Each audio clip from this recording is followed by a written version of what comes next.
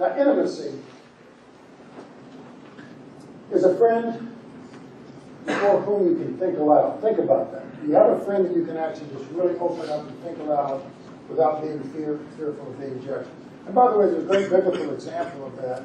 When Christ went to the Garden of Gethsemane, he took his best friends with him and let them hear a very agonizing personal prayer. And we know that because they're the ones that documented it. Sure, they fell asleep, what do you expect?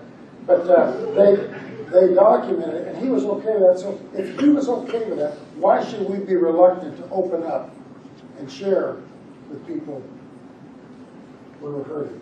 I don't know if you realize that Sean gave you a beautiful gift when he talked about what he went through with his divorce. Because quite frankly, you got a 50-50 chance, statistically, of going through a divorce after you get married. And he gave you some insight into what it can be like and what can occur. And that was intimacy that he was sharing. That is a gift. When I went to the University of Houston, I was a brand new assistant professor. The biggest star on our campus was a guy named Jack Evantovich. Brilliant guy, author of many books. And he sat me down and he said, you know what, Jim? Everyone's going to play a game around here and act like everything they ever wrote gets published and it's no big deal.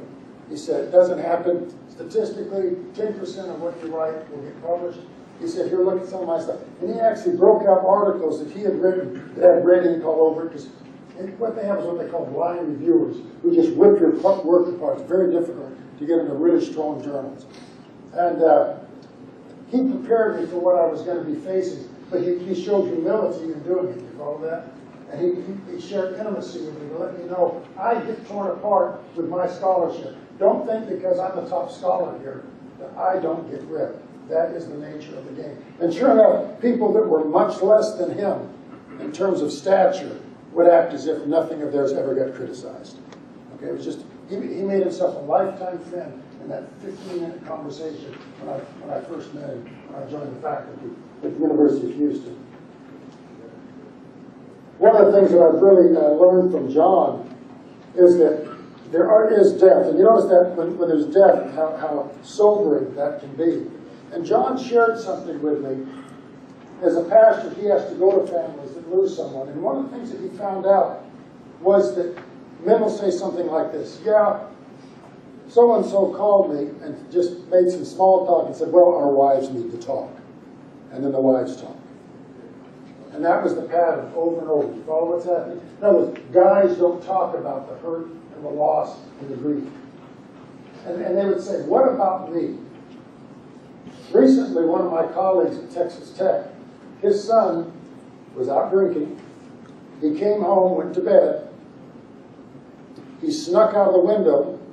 He was supposed to be home at midnight. Snuck out of the window, went to another party, got even drunker.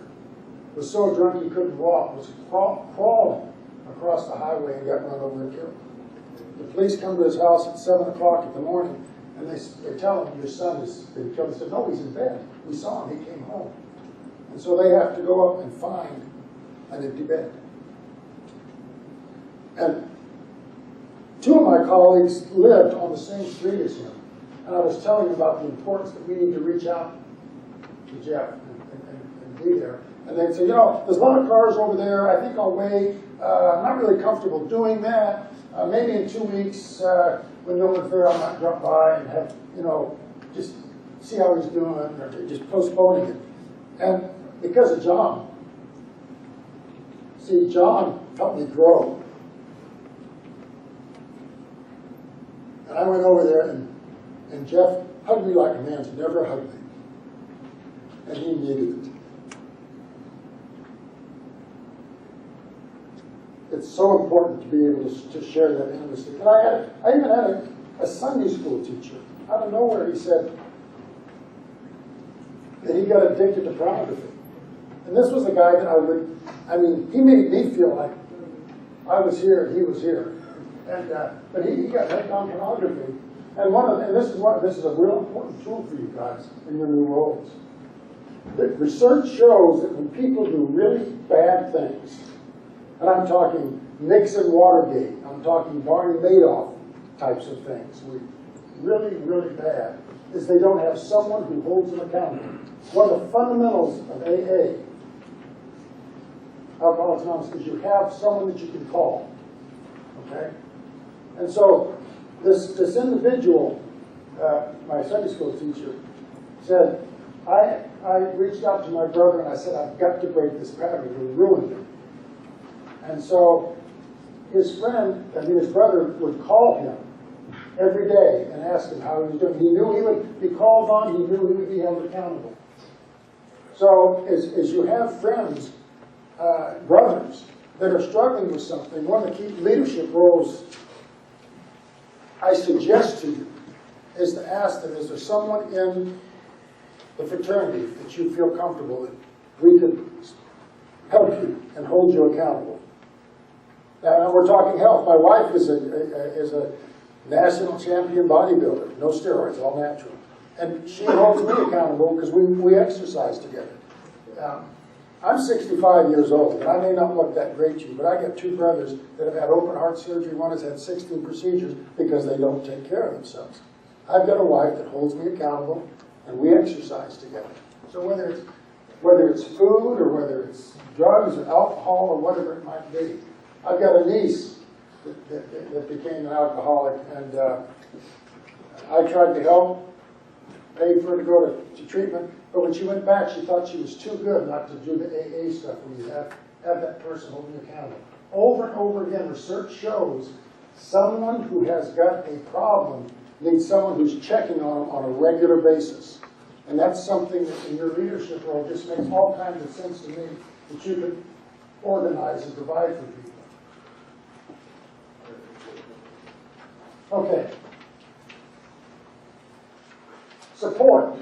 It's the friends you can call up at 4 a.m. that matter. How many of you have a friend right now that if you were struggling, got your hand up, that's good, you would feel perfectly fine calling at 4 a.m., whatever the cause may be. Okay?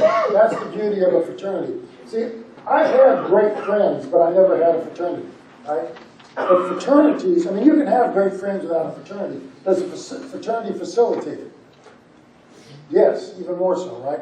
I mean, I watch how you guys work. I'm a Harley rider. And if when I see another guy with a Harley, there's automatically a sense of community. You follow that? And I just watch you guys. You have no reservation asking to sit down next to someone to talk to because you know that you're all brothers. Do you follow that? And so it does facilitate. It makes it easier. But it also makes you more accountable at the same time. A good friend is one who knows who you are. That was my book over there, didn't I? That's even William Shakespeare. Understands where you've been, accepts who you've become, and still gently invites you to grow. Okay? You heard some comments from Rosemary earlier about not just praising. Offer suggestions on how people might do even better. What other ways that they could add value? Saying that someone who has struggled, say, with addiction is one of the best people to have someone else who's had an addiction. My friend, John Botter, his daughter, only daughter, became a heroin addict. And only 3% of heroin addicts recover. She recovered, and she now works as a counselor for the Salvation Army. And my friend John, you know, in life, it's not just what happens to you, it's how you respond to it. He built a whole ministry around You're Not Alone to help parents who just all of a sudden get blindsided because their kids are on drugs. And he is a Theta Chi brother of yours.